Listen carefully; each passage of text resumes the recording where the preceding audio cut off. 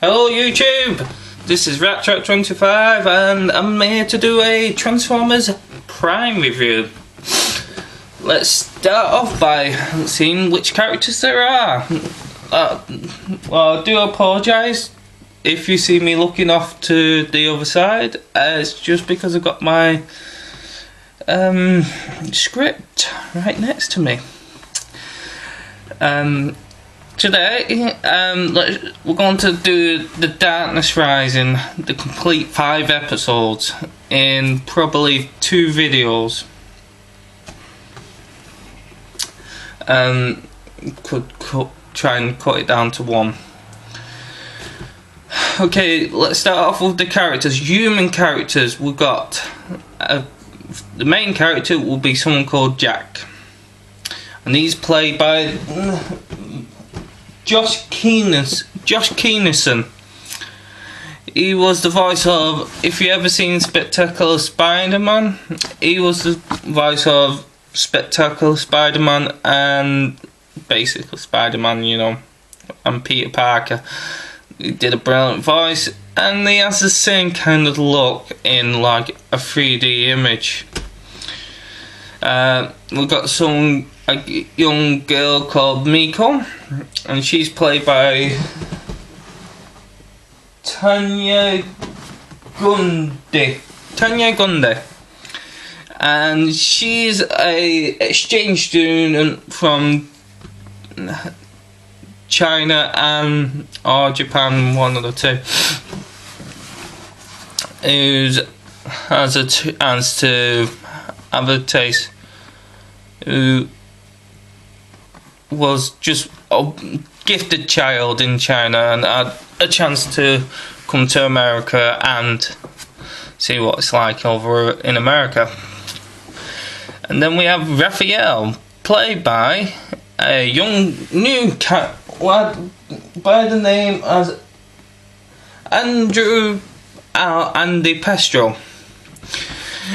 I don't know anything he's in. This is his first role, I believe, and that girl plays Miko, Tanya Gundy. She's the female lead of a program called Iron Storm.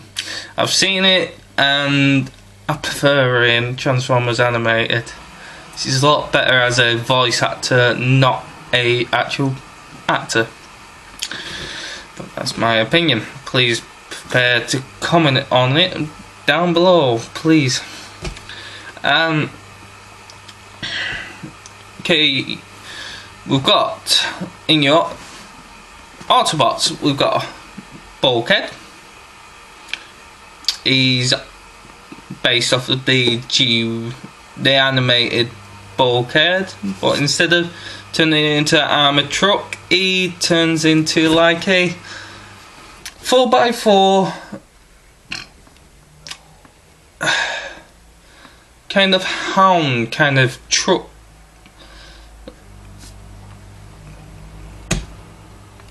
Monster truck kind of thing. RC is a blue motorcycle, because since RC from Energon, they have this strange concept of making RC into a motorcycle. Make all Fenbots into motorcycles.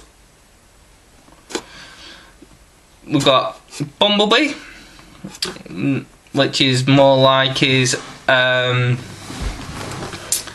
movie counterpart, and can't speak again, which Raphael, the human character Raphael, can only understand him and the other Autobots. Then we've got Ratchet. Is a lot like his animated counterpart. I do like this new formatting of Ratchet's persona, where he's more angry and aggressive, and he's an old war medic, and I think it's keeping true to like the Marvel comics, where he's seen a lot of things and he just really doesn't care about anything else but trying to save lives and try and keep himself to himself. There's one character for the first 5 minutes, and that's Cliff Jumper. He is like, no, in the very first movie of Transformers, Michael Bay's version, he looks like the first form of Bumblebee with 2 cow horns on the front, but red. And like Cliff Jumper is played by The Rock. He was great, actually. I bloody enjoyed it, him being it, even though he was only in for 10 minutes.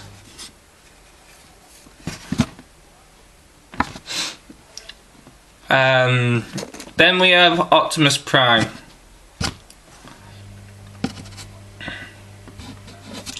Voiced by Mr. Peter Cullen, the man himself, Peter Cullen, has rephrased his role as Optimus Prime in, I don't know why, I think he's actually just realised that's him, other than doing ER and General Hart from G.I. Joe, ER from Winnie the Pooh. So he's back in it. There's also Decepticons, there's Starscream, voiced by another character from the Spectacular Spider-Man series. It's the guy who plays the Green Goblin. It's Mr. Stephen Bloom. Stephen Bloom. Sorry if I keep going off. And he does a great Starscream. It's kind of like a crossover between the Unicorn trilogy, showing that he is a badass of a Starscream, but he does have his usual Starscream cowardly attitude. Then there's Megatron, replayed by Mr. Frank Walker, the Get Man himself. He's not my favourite Megatron. Believe it or not, he's not. He sets the standard. He's a god in any other cartoon.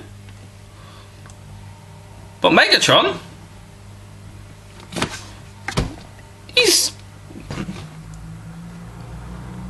not Megatron anymore.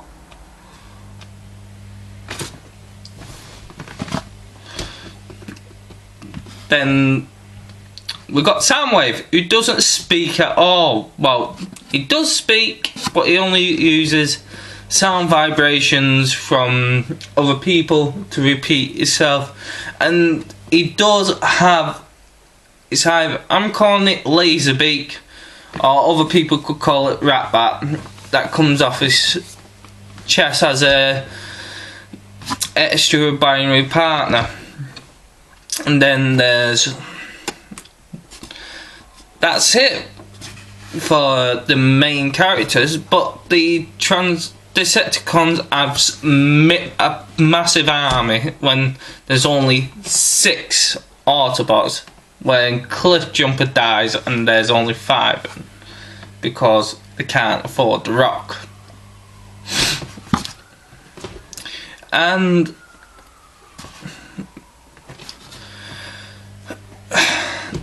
they look like a cross between, well, there's 2 types of drones. There's the land drones and the air drones.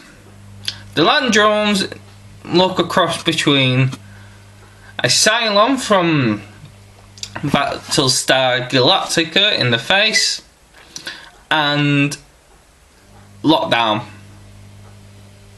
Yeah. Give me lockdown any other day. And same with aerial drones, is they look a cross between of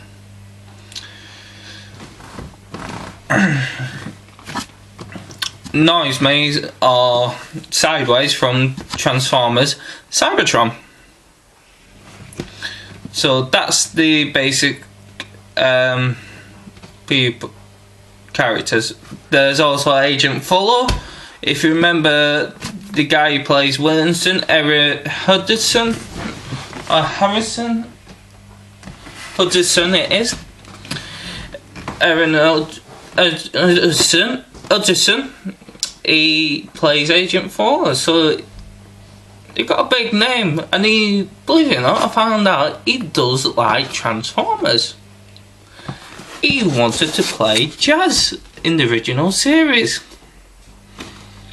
but they gave it to the Jazz that we all love and grown up with, which is great. And he even tried out for animated Jazz, and he still didn't get through.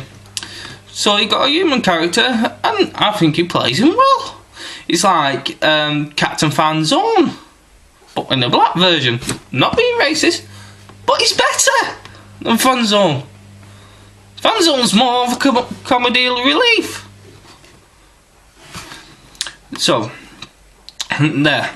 Okay, let's start in episode 1.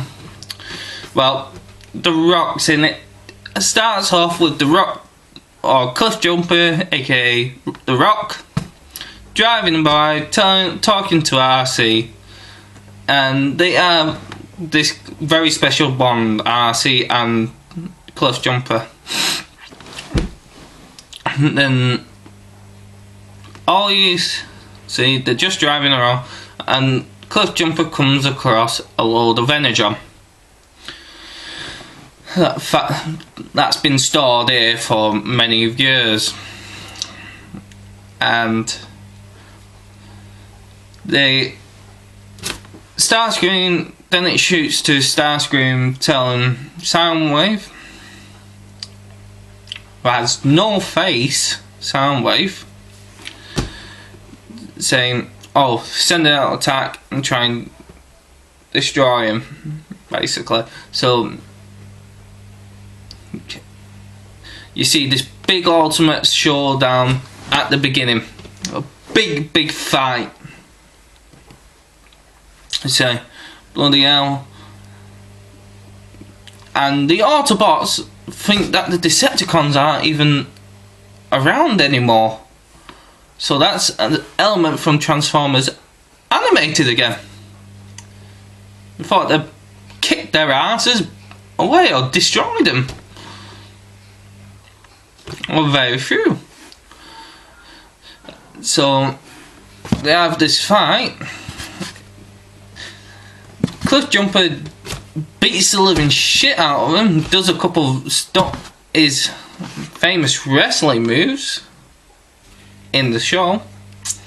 Then Starscream sends a load more, and Starscream gets a jump. I'm going to cut it off there, and I will get back to you with part 2 in a minute.